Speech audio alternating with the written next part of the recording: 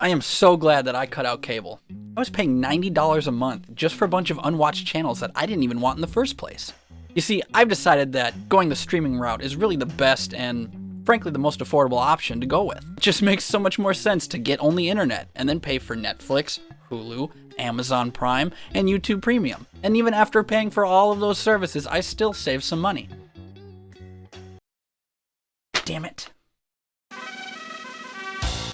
Disney Plus finally graced us with its presence last Tuesday, and to be quite honest with you, I never really gave it much attention or thought prior to its launch. I mean, yeah, I like Disney and all, but I don't need a subscription service to have unlimited access to the good version of Aladdin. But eventually I caved and signed up for the service to see what it's about. So, being the night owl and shut-in that I am, I decided to spend a ton of time poking around this app and watching a bunch of content, all to answer the question, is Disney Plus worth it?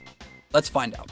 I think I speak for a lot of people when I say that streaming services are getting a bit out of hand. Ever since Netflix revealed the lucrative business model of on-demand streaming subscriptions, every company and their mother has basically jumped in to try to get whatever scraps of the streaming pie that are left over.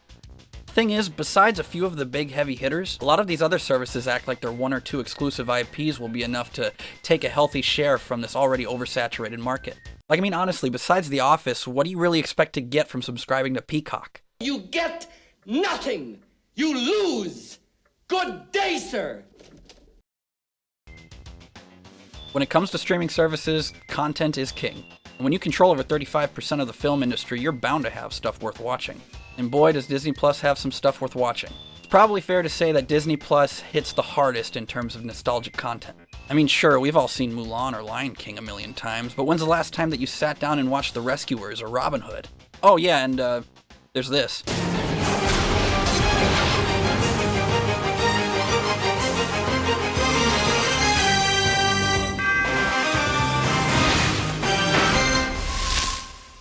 Need I say more? Now, in terms of new original content from Disney Plus, honestly, not much did it for me there. That's not to say it was all bad, just wasn't really for me. I mean, maybe you might like the live-action Lady and the Tramp or Encore, but The only two things that really latched onto me were Spark Shorts, which is kind of just a collection of those Pixar shorts that you'd see in the theaters right before the main feature started. Yeah, recommend it. And then we've got Mandalorian, and wow. Look, all I'll say is if you're a Star Wars fan, you're going to love it. And if you're not a Star Wars fan, you're probably still going to like it.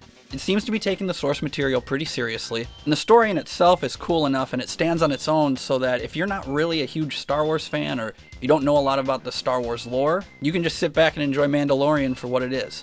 There are 2 episodes out as of the posting of this video, and yeah, I recommend you check it out, definitely. And with all the praise that I've been giving Disney Plus for what it has to offer in terms of content, there are some things that it just really irritates me in terms of the software side of things. The app just seems generally buggy overall. I've had the app crash on me twice. Many times I'd get an error message interrupting me in the middle of a show, forcing me to back out of the episode and then go back in. Also, I've experienced certain windows at times that just don't seem to launch. For example, there's this Spider-Man Collections icon they have, and when I click on it, nothing comes up. It just straight up doesn't work. I don't know if this is a glitch or if this is a coming soon thing. It doesn't seem to be indicating that, but yeah, it just doesn't work. I don't know why there's no currently watching or continue watching section. If I'm binging Lizzie McGuire, I shouldn't have to search it every time to continue where I left off. That is, assuming I can remember, because Disney Plus seems to not give very clear indications on what episode of The Simpsons I'm on either, or where I left off in that episode.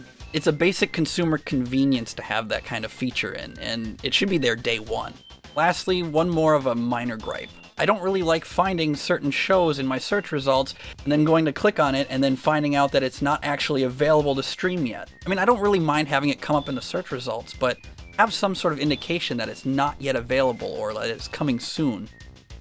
Now, I know all of those may seem like a big deal to some of you, but I still recommend Disney Plus because of the sheer amount of content that they have. It makes putting up with all of those issues still worth it to me. Well, that's all I have to say about the Disney Plus service so far. I want to know your thoughts now on Disney Plus. Do you intend on getting it, or is this one just not for you? What are your thoughts on all the streaming services that are out right now? I know the whole video streaming service fatigue is a very real thing. For me, I get frustrated because it seems that a lot of these companies are trying to basically just cash in and make a quick buck off of like one IP.